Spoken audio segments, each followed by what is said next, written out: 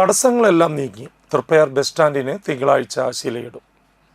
തിങ്കളാഴ്ച വൈകിട്ട് 4-ന് CC Mukundan MLA ആണ് തറക്കല്ലിടൽ നിർവഹിക്കുന്നത്.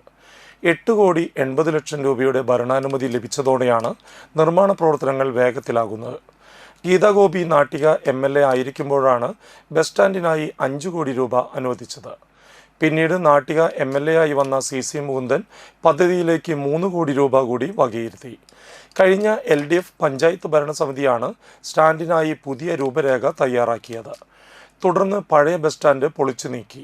അതിനിടെ എസ്റ്റിമേറ്റ് തുക 80 ലക്ഷം കൂട്ടണമെന്ന ആവശ്യവുമായി കരാറുകാരൻ രംഗത്ത് വന്നു.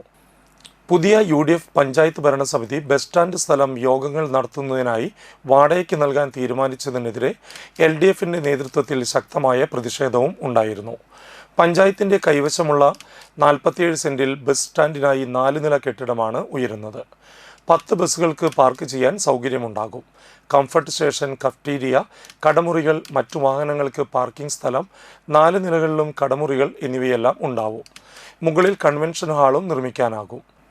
നിർമ്മാണ ഉദ്ഘാടന ചടങ്ങ് ബഹിഷ്കരിക്കുന്നതായി നാട്ടിക ഗ്രാമപഞ്ചായത്ത് പ്രസിഡന്റ് MLAയെ അറിയിച്ചതായി LDF നാട്ടിക പഞ്ചായത്ത് കമ്മിറ്റി പത്രക്കുറിപ്പിൽ പറഞ്ഞു.